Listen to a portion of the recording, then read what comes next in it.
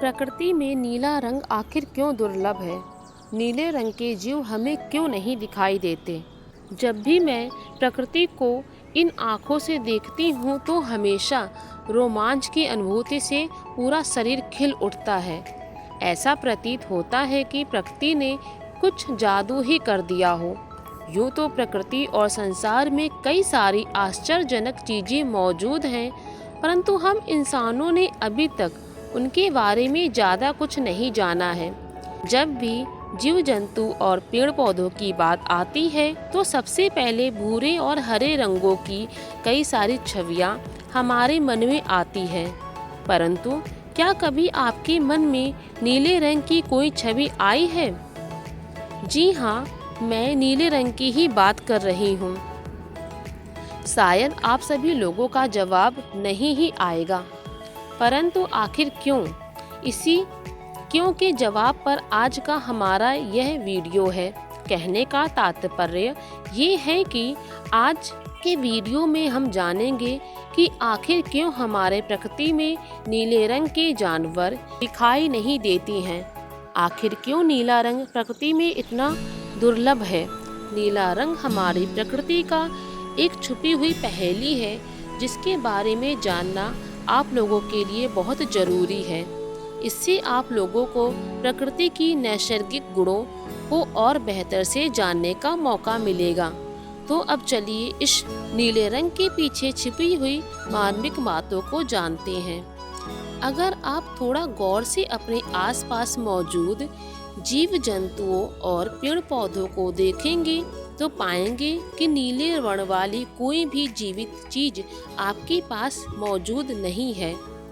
सरल भाषा में कहूँ तो क्या कभी आपने नीले वर्ण का कुत्ता, बिल्ली या भेड़ बकरी को देखा है? नहीं ना, मैंने भी नहीं देखा है। तो सवाल उठता है कि नीले वर्ण के जीव क्या सच में विरल हैं? जवाब है हाँ, नीले वर्ण के जीव प्रकृति में बहुत कम हैं। अगर मैं कहूँ तो प्रकृति में शायद 2 या 3 ऐसे जीव होंगे जिनका वर्ण नीला है। इन जीवों के अंदर में से मेंढक और कुछ विशेष प्रजाति के तितली शामिल हैं, जो कि दिखने में नीले वर्ण के हैं। खैर, जो भी हो, नीले वर्ण को धारण करना संसार में बहुत ज़्यादा आकर्षक दिखता है। इसके अलावा और भी बता दूं कि आपको शायद ऐसे भी पक्षियां नजर आएंगी जिनका वर्ण भी लगभग नीला होगा। हालांकि ऐसे भी कई पक्षियां मौजूद हैं जिनके पंखों का रंग आंशिक रूप से नीला है।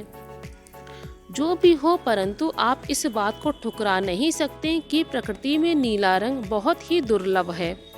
अगर हम जीव जगत में अपनी नज़र डालें तो इस बात की मार्मिकता का बोध आप लोगों को चंद सेकंड में मिल जाएगा।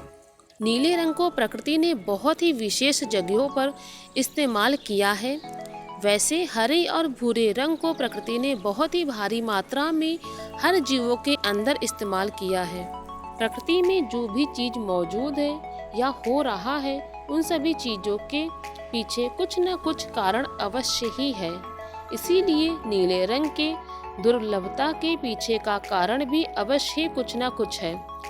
आमतौर पर रंग जीवों के वर्ण, खान पान और जलवायु के ऊपर निर्भर करता है।